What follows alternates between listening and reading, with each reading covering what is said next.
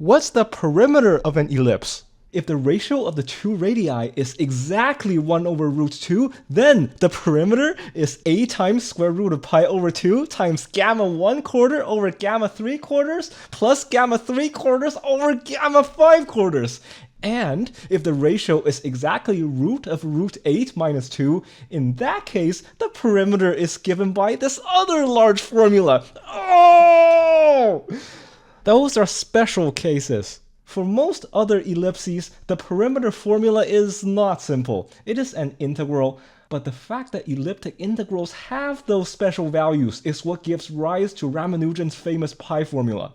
This formula for 1 over pi is very accurate. By taking only the first 1, 2, and 3 terms, you get answers that are accurate to 7, 16, and 23 decimal places. But Ramanujan's formulas have a mysterious reputation, so much so that there are memes around them. So, I will be doing a literature review where I explain the proof in his original paper line by line so you can follow his steps exactly. Let's start with the first paragraph. We're going to read it together. Ready? Here we go.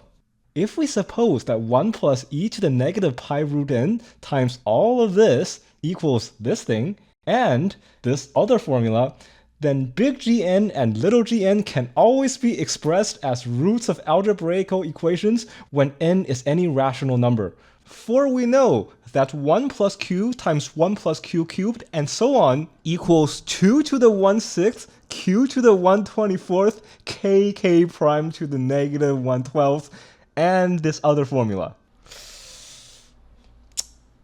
So that was the first paragraph. If you're like most people, you're probably thinking, okay, first of all, what are Gn and Gn? Second of all, what's Q? What's K? Third of all, are these equations really true? And fourth of all, just what on earth is going on everywhere? That is a completely understandable reaction, so here's the theory that you need to know.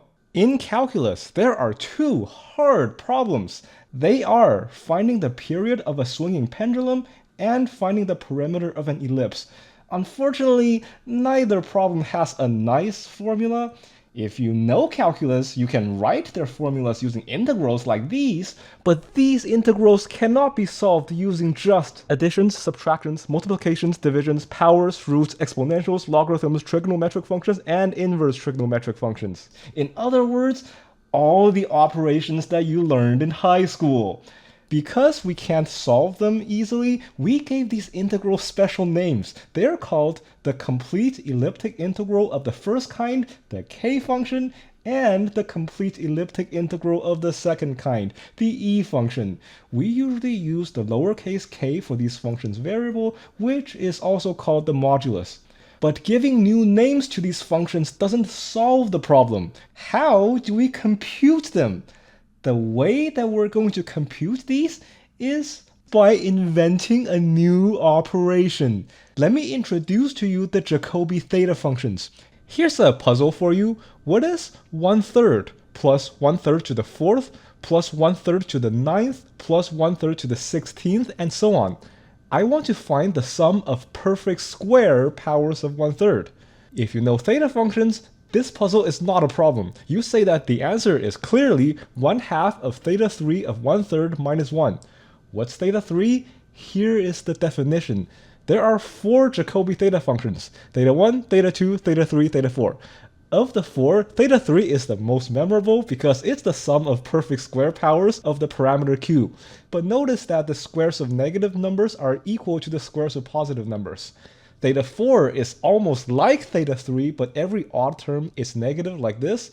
Theta 2, on the other hand, is a little different. Instead of perfect squares in the exponents, you have squares of halves. So the exponents are 1/2 squared, 3/2 squared, 5/2 squared, and so on. And finally, theta 1 is 0. Yeah. The reason for theta 1 is that there's a more advanced version of theta functions with 2 variables where theta 1 is not 0. But for Ramanujan's paper, you only need these simple versions, so you don't need theta 1. And there you have it. Those are the 4 Jacobi theta functions.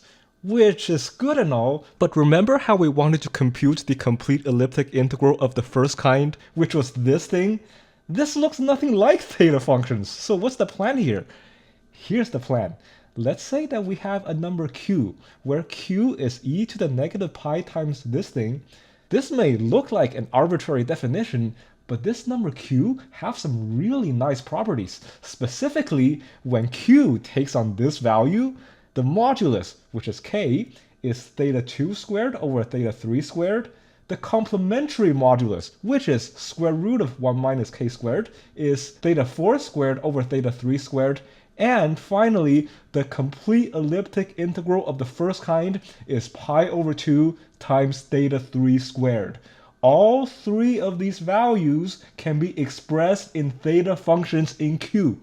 This number Q is so important that it has a name. It's the norm of the modulus K. So if you know the norm, you can compute all three of these values, including the complete elliptic integral of the first kind.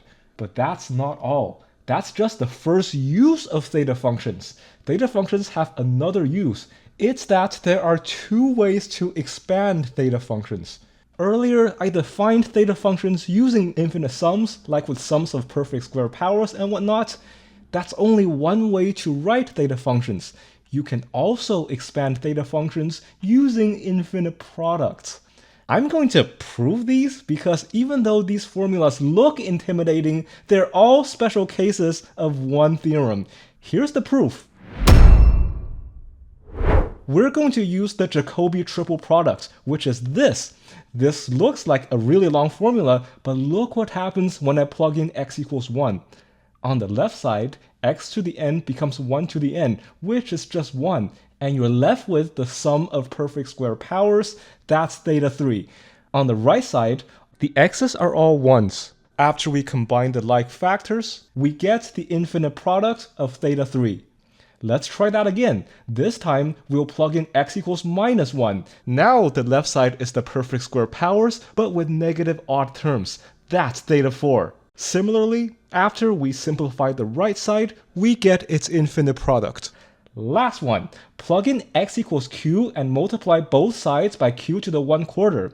When we rearrange the left side, the exponents are squares of halves, so the left side is theta 2. As for the right side, we get this product. But when we expand this infinite product, one of the factors turns out to be 1 plus 1, which is 2. Bring out the 2 to the front, realign the rest of the factors, unexpand the product, we then get the infinite product of theta 2. So those are the infinite products of theta functions. We need these infinite products expansions because we can manipulate infinite products in ways that we can't with infinite sums. Here's one example, the Euler product identity. This mess of a formula is equal to 1. I'm going to prove this one too, because we'll need it later. To begin, look at the first two factors. In the first factor, 1 plus q to the 2n, q to the 2n are even powers of q. In the second factor, this q to the 2n minus 1 are odd powers of q. So we can combine these two factors into just 1 plus q to the n, because q to the n are all the powers of q. Similarly, in the last factor, this q to the 2n minus 1 are odd powers of q. We can split it into 1 minus q to the n divided by 1 minus q to the 2n, because this fraction has all powers of q divided by all even powers of q. Finally, if we use the difference of squares on the numerator, we get 1 minus q to the 2n. This cancels with the denominator, so we're left with just 1. So far, we talked a lot about theta functions and infinite products. Let's now go back to our original goal, which was to understand Ramanujan's pi formula paper, because you are now a different person than you were 5 minutes ago. Armed with all the new knowledge that you have, you can now understand one of these equations in the first paragraph, this third one. Here, Ramanujan just said, for we know that, like it's an obvious fact, we're going to prove it step by step. Let capital K of k denote the complete elliptic integral of the first kind with modulus k. Let k prime denote the complementary modulus, which is square root of 1 minus k squared. Let q denote the norm of k, so q is given by this. From the theory of theta functions, k times k prime equals this formula with thetas. Then, using the infinite product expansion of theta functions, these thetas expand into this product. These 1 minus q to the 2n's are common factors in both the numerator and the denominator, so we can cancel them out. Next, we multiply the numerator and the denominator by this. When we do that, the numerator should now look really familiar, because it is just the Euler product identity to the power 4. So this whole product just cancels out because it is just 1.